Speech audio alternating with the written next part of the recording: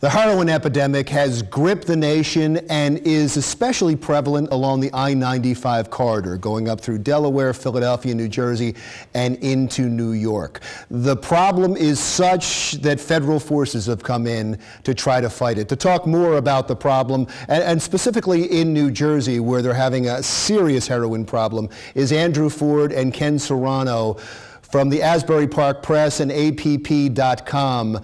It's interesting that they're both writing about this. One, Andrew writing about the problem, and Ken writing about an interesting solution, which used to be unique to New Jersey and the area. Now other states are following through. First, let's talk about the problem. And you've dealt not only with the numbers, but in one heartbreaking case. Absolutely. In Ocean County last year, 100 people, more than 100 people, died from heroin overdoses. When I spoke to the prosecutor, Joseph Coronado, last week, he said 19 just this year have died in Ocean County. I spoke with Mayor Bill Akers of Seaside Heights. He lost his son to a heroin overdose in October, and he spoke very candidly about the pain of the struggle of that addiction and the ultimate death of his son. It's fascinating that you spoke with him, and he's your example, because it does show that this can hit any family. Let's take a listen. You had a very emotional interview with him. Let's take a listen to part of that interview. There were spurts, though, where we had good times, where it was okay, we kept it at bay. But you always had it in the back of your mind. You never could fully relax. You always were waiting for the next thing that would come up. And it did. And my son paid the ultimate price for it. And you can see more of Andrew's interview with the mayor of Seaside Heights on APP.com. Now let's talk about a little bit about the solution. We've heard about the problem. We've seen the problem in the press and on TV. New Jersey has an interesting law that's been around for quite some time. Yeah, since 1987. You know, however, it's been seldom used. It's called the drug-induced death homicide charge. In any given year, you've only had sort of a handful of arrests, though, since 1987. That's changed down in Ocean County. Joe Coronado came into office March 22nd, 2013. Within a couple of weeks, there were 9 overdose deaths in 8 days. So one thing he did is he resurrected what's been seldom used, this drug-induced death homicide charge, to go after the dealers. And you know, Larry, when they used to find a drug overdose victim, it was just a dead junkie, but now they're homicide victims. So what does that mean exactly? They bring the homicide unit in immediately, and we've all seen enough cop shows and cop movies to know that homicide trails grow cold very quickly, within 48 hours or whatever it is. So immediately the homicide detectives, and this is deadly serious work that they do. Nobody jokes about this. They come in and they look for a link between the customer and the dealer. So they're going after the dealers. They have other prongs that they're using to battle the heroin epidemic, but this is one that they're using that hasn't been used much. It seems like such a no-brainer. There can't be any critics, right? There are critics, Larry. You know, one at John Jay College of Criminal Justice the other day pointed out to me in the late 80s and early 90s, New York City had a massive crackdown on street-level peddling of drugs.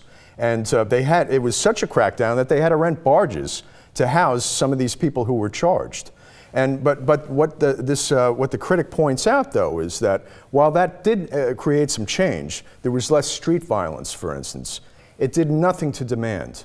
And what it did was essentially it changed the market for heroin distribution. It went from being on the street to over the cell phone. Let's get back to the mayor of Seaside Heights for a moment. This law that's been on the books since 1987, was this used in the case of his son? It was applied. A man was arrested on March 6th, accused of manslaughter in connection with the overdose death of the mayor's son.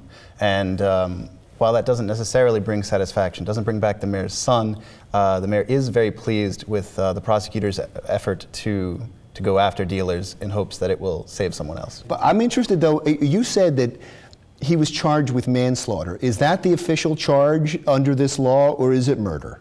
I believe that it is manslaughter. It's a homicide charge, but frequently they do include manslaughter charges with this, and drug distribution charges. They're trying to run up the score so they can get a quick plea deal in these cases.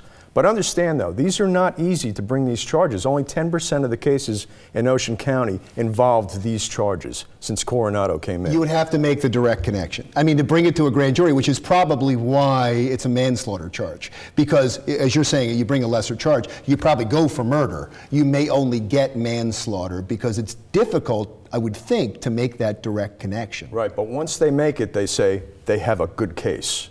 Only 10%, but strong cases, those 10%. And the mayor from Seaside Heights, just out of curiosity, other kids, I mean, from we were talking with him, how does he deal with this? It's extremely difficult for him. He's going back and second guessing every decision he's ever made in his son's life. His son was, raised in a loving home by the same rules that applied to his sister. His sister, I'm told, does not have this sort of issue, so it's extremely difficult for the mayor to deal with this. Well, yeah, the reason I ask about other kids is because some people get suicidal when they lose their only child and can't deal with it the rest of their lives, and at least he has somebody else he can put all of his time into. But my heart breaks for him and everybody that goes through this. Some people raise their kids the right way, and it still happens because there are outside forces. But we'll continue to read both your stuff on the heroin epidemic. I assume you'll be following this. Oh, very, yeah, it's very close. All right, great. Ken Serrano, Andrew Ford from Asbury Park Press and APP.com. When we come back, Dawn talks with a woman who will help you to get your family eat healthier, whether they like it or not.